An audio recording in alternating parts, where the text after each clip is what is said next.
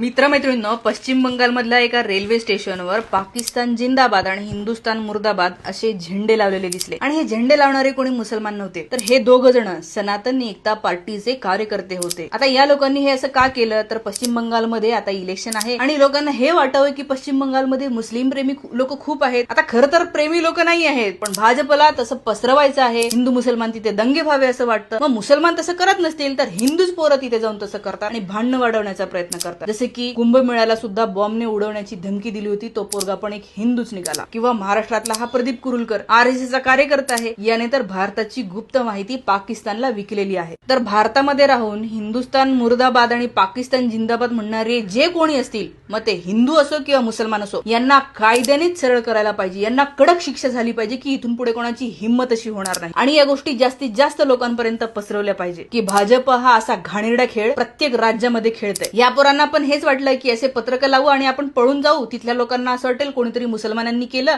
तर जवळच्या मुस्लिम मोहल्ल्यामध्ये जाऊन लोकांनी दंगे घातले असते, तिथे जाऊन जाळपोळ केली असती। पण तसं व्हायच्या आतच तिथल्या पोलिसांनी यांना पकडलं आणि खरं समोर आलं।